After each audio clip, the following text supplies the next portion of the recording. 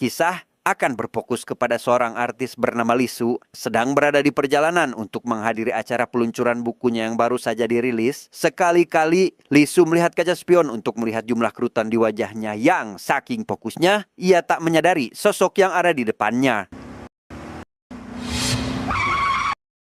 Ya, ada seorang pria sedang berdiri mematung di tengah jalan. Entah apa yang dipikirkan pria itu, ia langsung ngaleo seolah tidak terjadi apa-apa. Sesampainya di acara itu, ia malah dibuat tak nyaman dengan si resepsionis yang tidak mengenalinya, apalagi harus sampai memperkenalkan diri meski itu di acaranya sendiri.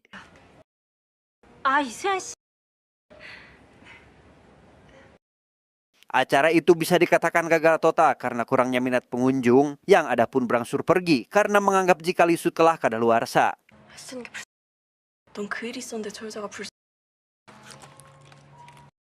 Ketika Lisu berniat untuk mengakhiri acaranya, seorang wanita bernama Jimin mendatanginya untuk meminta tanda tangan sekaligus menyatakan jika dia sangat mengaguminya.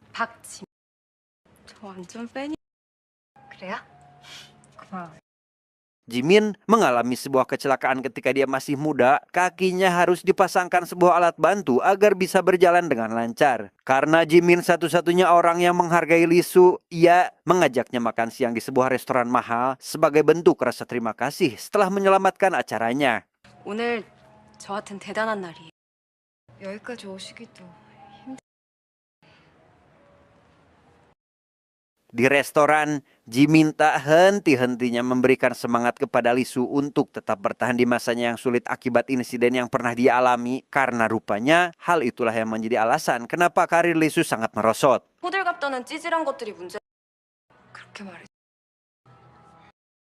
Singkat cerita, Lisu bertemu dengan sahabatnya untuk melihat penampilan idol muda yang baru saja direkrut oleh si sahabat. Lisu hanya melihat mereka dengan wajah yang sinis, apalagi usia mereka yang masih muda dan cantik-cantik membuat Lisu menjadi semakin kesal. 아유, 이 싸늘한.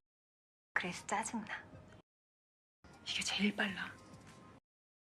Dalam percakapan itulah, si sahabat menyarankan Lisu untuk berhenti meminum khamr. Ia takut jika hal itu akan menjadi senjata bagi para netizen untuk terus membulinya, apalagi setelah Lisu mengalami kecelakaan di masa lalu yang rupanya disebabkan oleh alkohol. 두 번 실수하면 그땐 진짜. Si sahabat juga memperingatkan Lisu untuk tetap berhati-hati pada rekan seapartemennya karena menurut hawar-hawar yang dia dengar, rekan seapartemen yang bernama Gayung sudah menyebarkan beberapa rumor buruk kepada pihak agensi sampai meminta mereka untuk tidak memberikan peran kepada Lisu di beberapa film mendatang. 그래서 너 캐스팅 후보에 올려놨다가 슬쩍.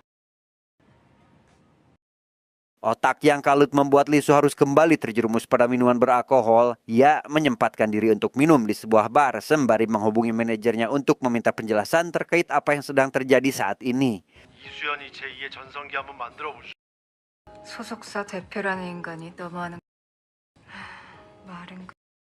Si manajer yang tak ingin masalahnya semakin rumit terus saja beralibi agar Lisu tak berburuk sangka. Ia berjanji akan melakukan apa saja yang Lisu mau, seperti memasukkan dirinya dalam peran dan memberikan apartemen baru untuknya. 가영이랑 같이 사는. 오케이, 그 얘기는 나중에 올라가서. 우울하다고 술 마시면 됐어, 끊어. Lisu tentu merasa kesal dengan si manajer yang terus saja menganggapnya bodoh. Ditambah lagi kehadiran seorang pria yang mengajaknya bicara membuat Lisu semakin jengkel sehingga 쌈마이 관종 주제에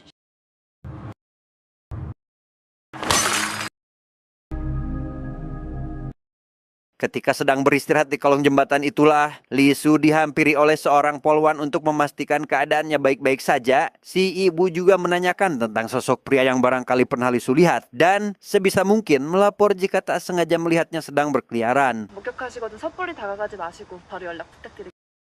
안전운전. Ketika sampai di apartemennya yang berlokasi di tempat terpencil, ia mendapati beberapa tagihan yang langsung menghubungi pengirimnya untuk meminta maaf karena belum bisa membayar semua itu. 돈이 없으니까 그러잖아. 최대한 빨리 정리 부탁드릴게요. Baru saja rebahan, Lisu kembali terbangun akibat rekan seapartemennya yang tiada lain adalah Gayung telah kembali dari pekerjaannya. Lisu terus saja memandangi tubuh Gayung dengan tatapan kebencian. Ia merasa risih melihat wanita muda itu yang berpotensi akan menghancurkan karirnya. Apalagi perkataan si rekan yang menyebutkan jika Gayung sudah menyebarkan beberapa rumor buruk tentangnya. 저놈의 코를 잘라버릴 수도. Saking kesalnya dengan si Gayung, Lisu berani bertindak tidak sopan dengan memasuki kamarnya dan melihat beberapa pesannya dengan si manajer. Rupanya benar apa yang dikatakan oleh si rekan, Gayung terus saja menjelekan Lisu dan berniat untuk membunuh karirnya sebentar lagi. Bahkan si manajer sendiri ikut terpengaruh oleh si Gayung yang membuat Lisu menjadi sangat marah dan langsung mencari alasan untuk segera melampiaskannya. 선배가 후배방 들어가는 게 이거 깨끗하게 세탁해서 가져와.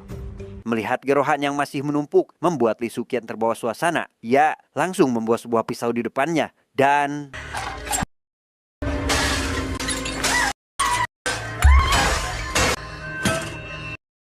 melihat tangan seniornya terluka, Gayung lantas mengobatinya dengan menggunakan salep. Lisu sendiri meminta maaf karena telah memberikan respon berlebihan yang bisa saja membuat Gayung sangat ketakutan. 언니 그동안 힘들었잖아. 네가 후배라. 뭐야? Masa tenang itu berubah tegang ketika Gayung baru saja mendapatkan pesan dari seseorang. Pikiran Lisu menjadi semakin kalut, apalagi setelah mengingat percakapan Gayung dengan si manajer yang terus saja menjelekannya. 그래요 대표님. 이런 여자 데리고 있으면 회사 이미지. 우리 회사는 송가영 하나로 충분하지. Dengan alasan ingin memberikan refleksi, Lisu memijat wajah Gayung dengan sangat lembut dan penuh semangat. Namun di ujung pijatannya, ia mulai memberikan intimidasi. Sehingga 그가 깨닫는 순간 나도 절망이 뭔지 알겠. 내가 너 찢어주겠다. setelah berpisah, Lisu mulai meminum obatnya yang dibarengi dengan beberapa gelas khamar yang langsung kehilangan kesadaran akibat minum terlalu banyak.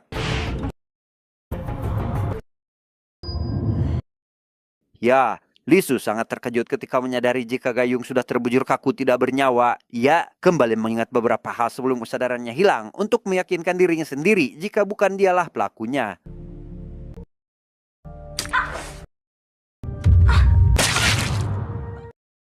Lisu langsung menghubungi manajernya untuk mengatakan jika Gayung telah mati. Ia berharap si manajer cepat datang ke sana untuk membereskan segala kekacauan yang baru saja terjadi. 사고 일어나 보니까 죽어 있어. 제발. 조금만 기다려. 어디 연락하지 말고 그대로 있어. Selesai dengan si manajer, Lisu mendapati seseorang baru saja melihatnya dari balik hordeng. Ia langsung menyusulnya untuk meluruskan kesalahpahaman tentang apa yang baru saja dilihat oleh orang itu. Ya, rupanya orang itu adalah si pria yang saat ini tengah dicari oleh polisi, yang ketika Lisu sedang mengendap-endap untuk mencari di mana pria itu berada, tiba-tiba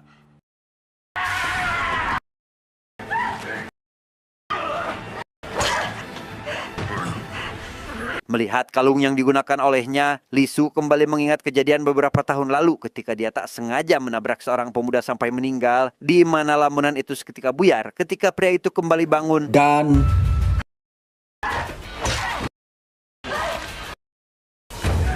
ya, setelah berhasil memasukkan pria itu ke dalam bagasi, Lisu segera mengeksekusinya dengan menggunakan asap knalpot agar dia tak perlu lagi mengotori tangannya dengan getih. Ketika sedang membersihkan tangan yang berlumuran darah, samar-samar Gayung bangkit dari kematiannya. Lisu masih tak menyadari akan hal itu sampai akhirnya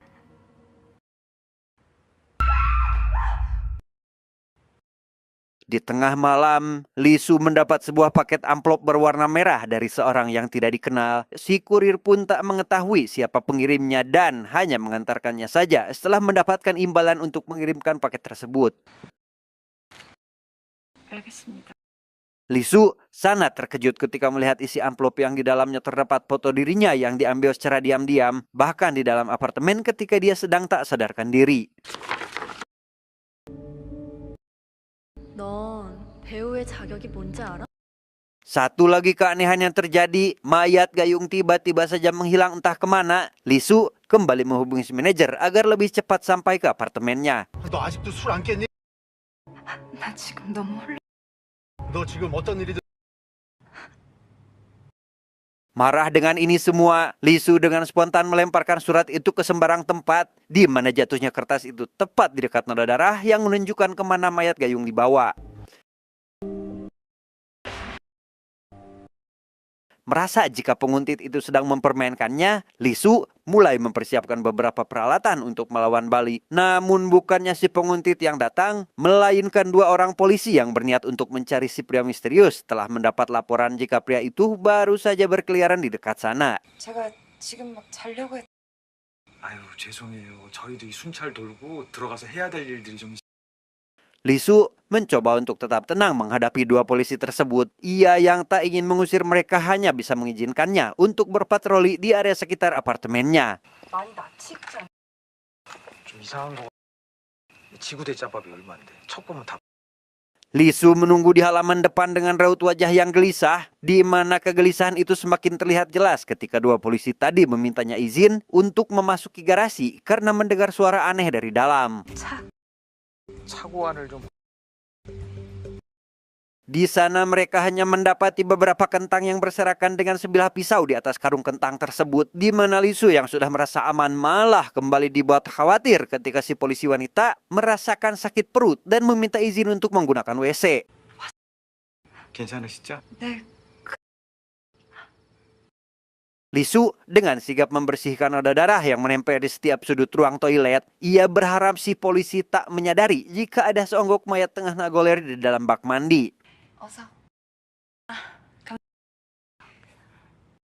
Selesai dengan BAB-nya, si polisi wanita malah menemukan di mana mayat Gayung berada, sehingga Lisu tak mempunyai pilihan lain selain mengeksekusinya saat itu juga.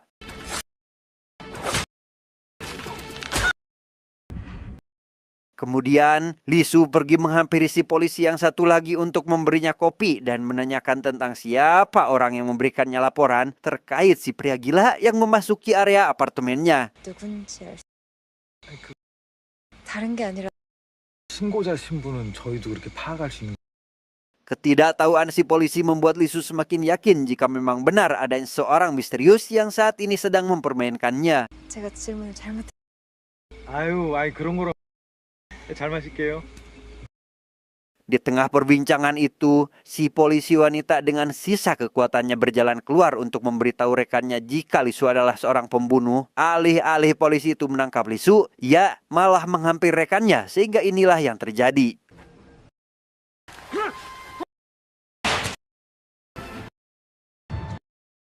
Rentetan kejadian yang menimpanya membuat Lisu sangat kesal. Ia menyempatkan diri untuk bersantai di sebelah mayat Gayung, berharap jika kejadian ini hanyalah sebuah mimpi belaka. Di mana harapan itu kandas ketika listrik tiba-tiba mati, Lisu mulai melakukan pencarian karena dirinya sadar jika orang yang menirunya benar-benar ada di sana. Tapi apa yang terjadi? Lisu hanya bisa menangisi manajernya yang tak sengaja ia bunuh. Yang bersamaan dengan itu, datanglah si misterius yang selama ini mempermainkannya. Dan... 제발 도와줘. ya, rupanya si misterius itu adalah Jimin yang di awal film tadi sangat mengidolakan Lisu. Ia melakukan semua itu semata-mata hanya ingin memberikan pelajaran karena Lisu telah tersesat dan mengecewakan penggemarnya sendiri. 시끄러워. 그딴 게 다 무슨... 인기 위에 밟고서 그 모든 게 누군가의 인생의 목표일 거라고 생각해본 적... Flashback ke masa lalu ketika Jimin masih duduk di bangku SMA. Saat itu sekolahnya yang berada di pedesaan menerima seorang siswi baru dengan paras yang sangat cantik bernama Yuli. Jimin yang kesal dengan kecantikan serta cita-citanya ingin menjadi seorang artis langsung mengerjainya dengan membawanya masuk ke dalam hutan. 아직 멀어. 너 정말 애고. 원래 사는 건 고통이야.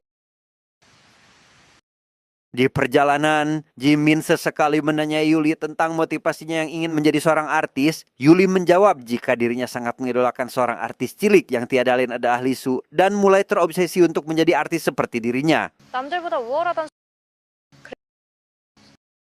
Dengan alasan jika Lisu adalah orang yang cerdas, cantik, dan kuat, tentu membuat Jimin terus memaksa Yuli agar terus mengikutinya. Karena dengan begitu akan menjadikan mental Yuli lebih kuat sehingga cita-citanya menjadi seorang artis akan selangkah lebih dekat.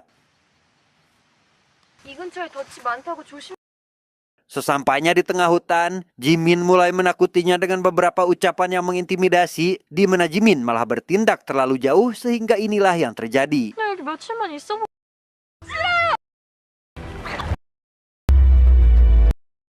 Setelah kematian Yuli, Jimin bertekad untuk melakukan apa saja yang bisa membuatnya tersenyum di akhirat. Namun karena orang yang dikaguminya malah melenceng dari jalur dan banyak membuat masalah pun tentu akan membuat Yuli merasa sedih. Sehingga Jimin memutuskan untuk mengakhiri hidupnya sebelum Lee-soo bertindak lebih jauh dan mengecewakan Yuli yang sangat mengidolakannya. 지금 일종의 자격 박탈을 시.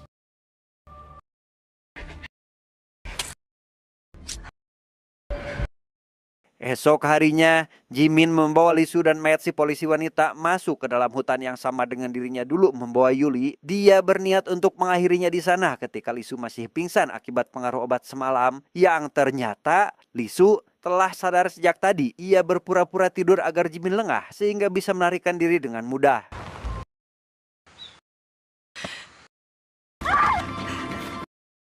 Dengan kakinya yang bermasalah, Jimin tentu tak dapat mengejarnya. Sementara Lee-soo tetap bersembunyi di balik pepohonan. Sampai akhirnya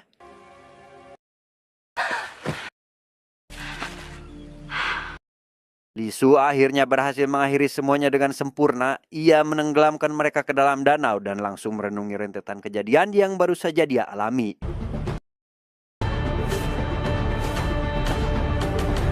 Tamat ending yang cukup membagongkan.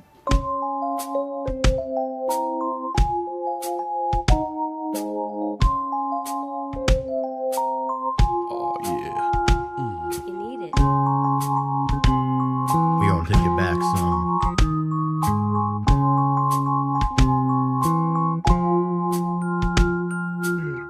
I see the crystal raindrops fall, and the beauty of it all is when the sun comes shining through